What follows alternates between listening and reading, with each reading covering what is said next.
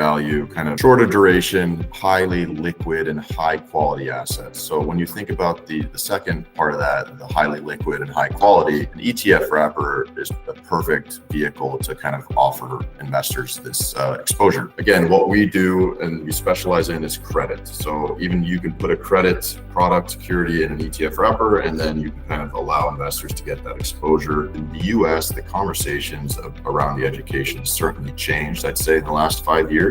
It's not so much, why are we looking at CLOs and what's the benefit of CLOs? It's, hey, where in CLOs should we be looking at? Should we be investing in the AAA? Should we be looking at CLO equity? So it's certainly changed, and Europe is not that far behind. Hello and welcome to Exchange Traded People. Today my guest is Teemu Tiitinen, Managing Director at Palmer Square Capital in London. Teemu, great to have you on the show. Thanks for having me. Very exciting. I was just before we started recording, I was just like comparing the way I'm dressed versus the way you're dressed, and I feel somewhat inferior today, but hey, never mind. On a podcast, everyone's equal, right? So just going with the voice. On a podcast, everyone's equal.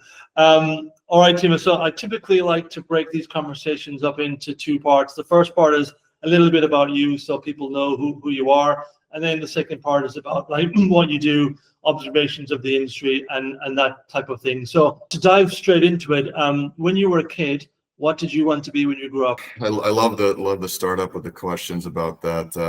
So I grew up playing ice hockey. So I think any young athlete will say that they wanted to be a professional ice hockey player. So I think that is the first true love that I had was hockey. I think just to put that into context for our listeners and viewers. So Teemu is from Finland. So ice hockey and kids in Finland, it's like a one-to-one perfect match. Yeah. So it's either that or it's rally driving, right? Yeah, exactly. Yeah. So I'd go with hockey, but I also really like the idea of being a physician. So going down the medical school and eventually being a doctor. I come from a family of engineers, so I think just math, science has always intrigued me. But hockey player or doctor, and neither one worked out. So here we are in finance. Yeah, exactly. So how did you kind of get into the industry? What was your initial step, and walk us through the course of your career to where you are today? Yeah, so I'd say early on, just even in my childhood, I thought financial literacy was super interesting. Maybe that numbers aspect, and just, it sounds boring, but the time value of money, there's something about that did intrigue me. As I mentioned, I actually started my university studies with biology, with the idea of doing medical school. I ended up interning, which randomly a case study came up where I was looking at endowments, foundations, traditional fixed income portfolios, and with that, rating agencies, and for some reason, bonds clicked in my head.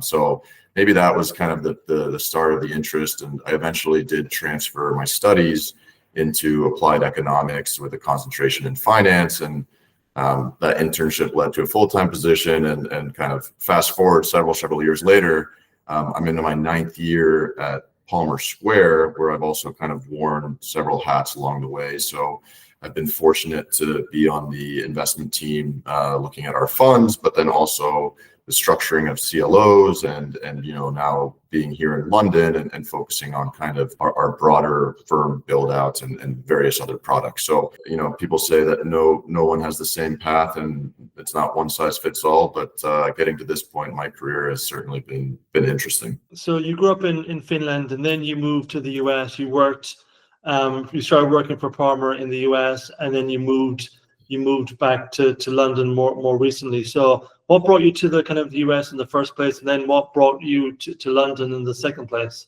Yeah, so I moved to the US with my family. So as you pointed out, originally from Finland, but I probably have a very American accent. So I did go to high school and then university and worked in the US. How I ended up in this, we can get into Palmer Square in Kansas City, that's where the area of the world where my wife is from. So I ended up living in that part of the world, loved my time in Kansas City. And then most recently, as we are expanding the firm in Europe, we have an office here in London, and kind of took on the responsibilities of moving back. So it is a lot closer, certainly to Finland than Kansas. It's nice to be a 2.5-hour flight from, my parents and my extended family. So just a citizen of the world, I'd say at this point, but very happy to be with the team and the firm here in London. I imagine there's probably more Finns in London than there is in Kansas City, right? You're absolutely right. That's a safe bet. There is actually a small community in Kansas that we would get together for Independence Day or Christmas parties or whatnot. But it's a unique place, and but yeah, London's great. It's nice to hear a random Finnish conversation going on every once in a while, even for a country of 6 million Finns. They make their way to London pretty easily. So you lived in like 3 different countries now. So, and you've been in the industry for a while. What would you pick as like the main learnings you've had from your career? And like, if you were to meet your 21-year-old self now, just starting off, what advice would you give him? I even taking a step before the professional career, anyone that played team sports, I think can relate to what it means to be part of a team, managing your time well, handling pressure. All of those things that go with high level competition are certainly applicable to what we do in our world of asset management and making very quick, efficient decisions. So I think a lot of that has good parallels. As far as what I would tell myself at 21, and I think this is true today, and it will be 50 years from now, is how important relationships are. So you never know where someone is at 21 and where they'll end up at 31, 41, 51. But I think creating those relationships is key, and really fortunate that even looking at the team that we have at Palmer Square, everyone has had their own path to Palmer Square, and we're able to branch out and rely on those relationships. So I think that's kind of a cool learning experience. Yeah, I would definitely concur with that. The old saying is that it's who you know, not what you know, right? So building relationships, being well connected, networking at an early stage in your career definitely pays dividends further down the line. So behind you on that one. So we've mentioned like Palmer Square a number of times already now. So for people who do not know Palmer Square or who have never heard of Palmer Square, can you explain to us who Palmer Square Capital is and what you guys do? Yeah, of course. So Palmer Square Capital Management was founded in 2009 by Chris Long to take advantages and dislocations in credit. So kind of investing, looking at CLO 1.0 structures and just credit as a whole. Over time, what we've built is not only a very successful CLO 2.0 program, and we can talk about CLOs, but really we have everything from short duration, income plus, multi-asset credit, op credit, serving institutional and high net worth clients. So we're about 37 billion of assets under management. As I've already mentioned, we are headquartered in Kansas City, which makes us a little bit different than most. And then we have our research office and other people here in London. So we're about 75 people globally, and looking to be a leader in the credit space, but specifically where we are, I think a specialist is structured products and CLOs. So you mentioned like US based, and you've clearly like built a strong presence in the US CLO ETF market. So what motivated you to kind of like look outside of the US and enter the European ETF space? I know you've got more than just ETFs, but what was the motivation for Europe? Yeah, so I think as a firm, we're really excited about the ETF product. A couple of our pillars, which I think an ETF is a perfect vehicle, is that we value kind of shorter duration, highly liquid and high quality assets. So when you think about the second part of that, the highly liquid and high quality, an ETF wrapper is a perfect vehicle to kind of offer investors this exposure. Again, what we do and we specialize in is credit. So even you can put a credit product security in an ETF wrapper, and then you can kind of allow investors to get that exposure. We launched our European CLO platform in 2020. So if you think about how many years now we've been investing as very large CLO and leveraged loan investors, bringing a product here to Europe was kind of the natural progression, considering we have the US ETFs as well. So like everything else that we do, and I think others at Palmer Square will echo this, is that we really are a client first firm. So we're trying to bring very useful solutions to clients, and the European ETF market just didn't have what we can offer. So we wanted to bring that to investors here as well. There's been, like, over the course of this year, and I think into last year as well, there's been a number of CLO ETF launches in Europe. So what makes your product different to all those other ones? Not only just our product, but I think against other CLO ETFs, but just traditional fixed income as a whole. I think our product offering is pretty interesting. So we take a step back. In 2015, we launched a set of US CLO indices. So we really were the only ones that offer this index to the CLO market. I think it's very important and valuable, and it provides transparency to kind of where CLOs are marked and trading and everything. So when we brought our first UCITS ETF to Europe, we followed a European index model, which is a rules-based ETF. It's different than the other ETFs in the market in that if you are an investor and you want exposure to the senior part of the CLO capital stack and you don't want to take manager risk, well, here's an index, here is 8 years of track record, and our ETF aims to replicate that performance. So it's different to our peers, but then also when you look at it in a lens of traditional fixed income, what you're able to get when you're looking at high quality assets, floating rate in nature, and it's really a 1.4 trillion asset class globally. So it is a large asset class that investors just didn't have the opportunity to invest in before, and that's why we kind of wanted to have this product out there. So you've basically taken your IP and wrapped it into your own index, essentially, right? Yeah, that's correct. Yeah, so our indices are used globally. It's incredible to see the breadth of the reach there, and we constantly are developing more ideas, and the team that we have in place is fantastic. And we launched the European indices because of the demand due to the US indices. So again, going back to our client first approach, that's why we wanted to have those out there, and we're able to kind of provide that track record for the CLO markets. See what happened in 2018, what happened in 2020, call about the LDI, SVB, rates, everything. So being able to look at that provides comfort for investors to see how everything weathers through the storm. And you just use your indices in your own products, or you offer it to third-party managers as well? Yeah, so they're available to view, certainly.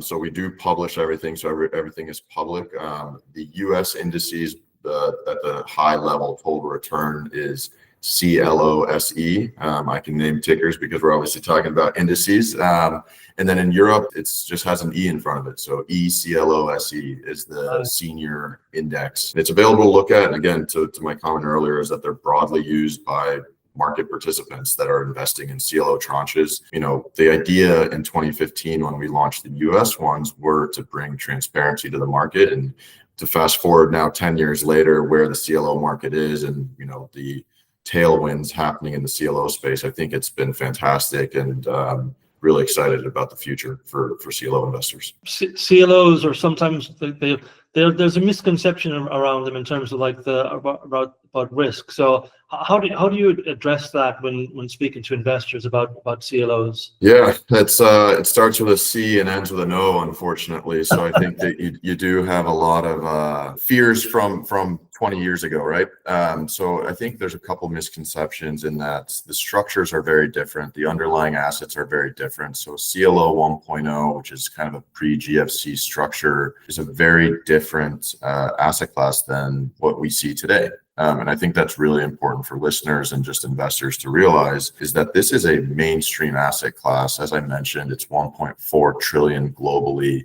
The US high yield market is just a little bit bigger than that. So I think for investors that are weary, it's fair to please look, do your research and take a look at how it's performed in the last 15 plus years, but you're making an active decision to not include CLOs in a portfolio, given its size today. So we're very happy to kind of keep educating clients and prospective investors on CLOs and the benefits and the structures and everything else. But then on the flip side with the ETF, you have probably ETF buyers that aren't familiar with CLOs, and you have CLO buyers that aren't interested or familiar with ETFs. So it kind of works both ways. There's constant education that's required in the market, and specialists like ourselves are key to keep moving it forward. And I guess, I would include myself in this camp, I suppose.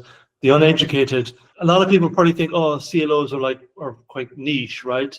But when you refer to the size of the market, they're not. This is like a major asset class, right? Yeah, exactly. And I think even you look at what's happened in the last 5 years, it's basically doubled, and issuance itself is very healthy. This isn't a matter of just rampant issuance without safeguards. The structure and the documents of a CLO are very, very robust.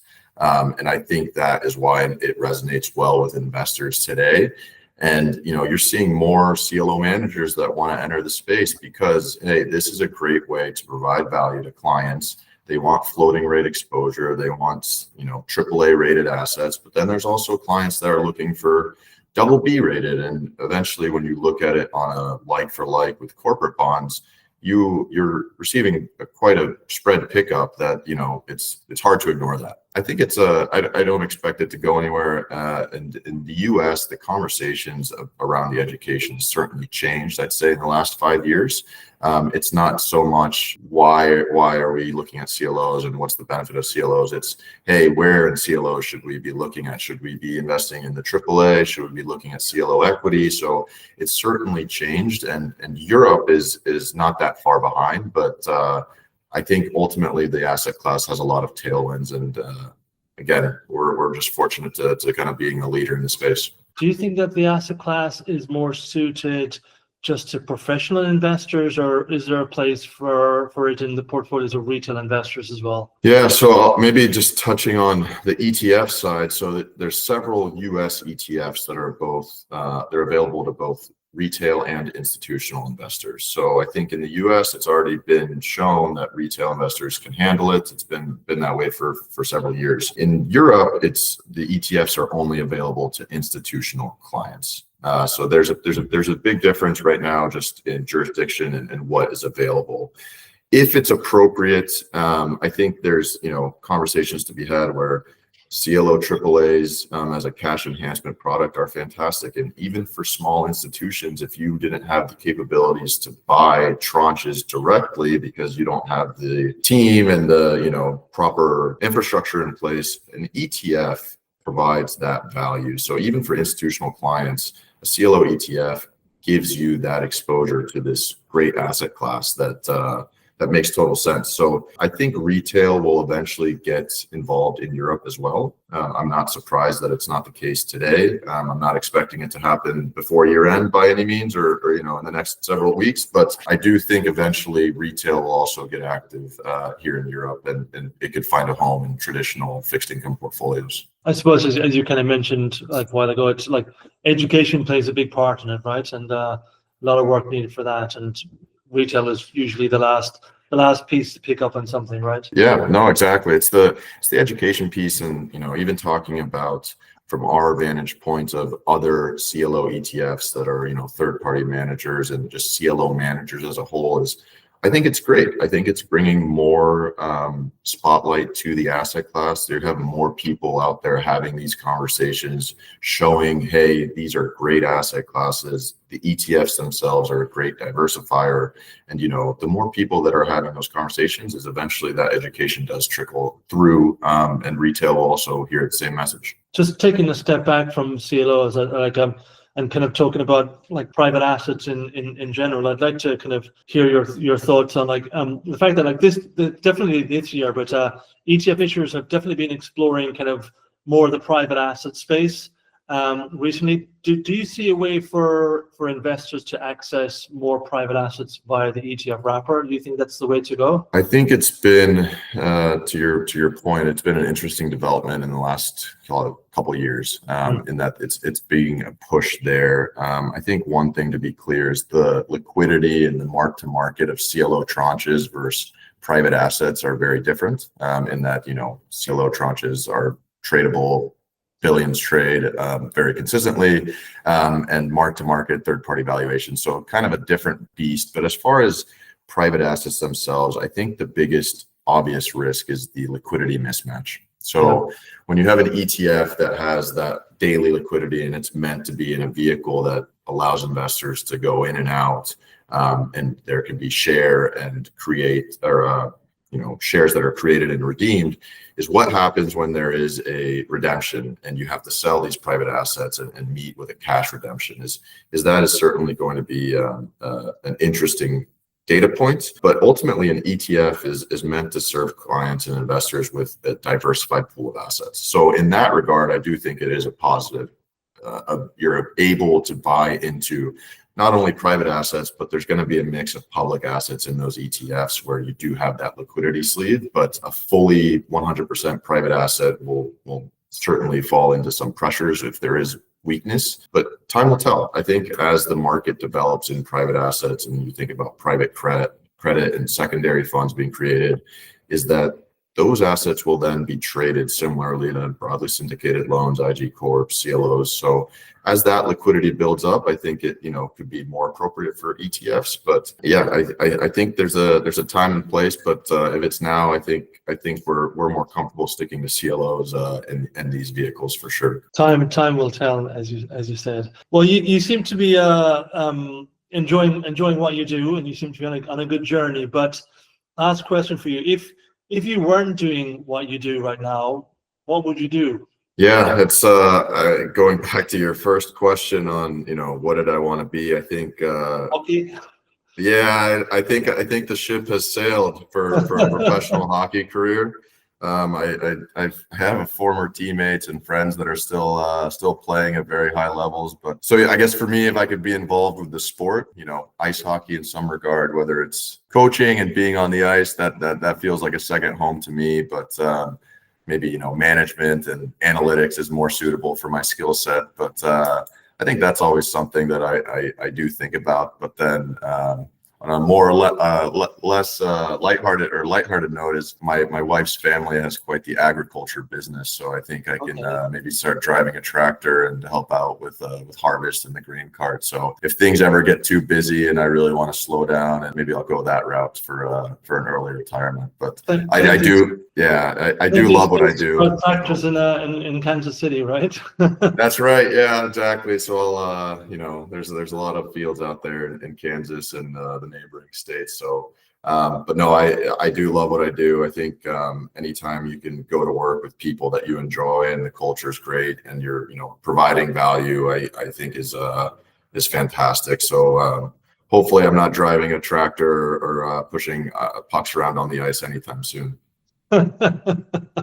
Time will tell, Teemu. Time will tell. That's right. Well, listen, Teemu. Thanks so much for taking your time to explain about you and about Palmer Square Capital today, and about CLOs. So it's been a real pleasure. Thank you very much. Yeah, thank you for having me.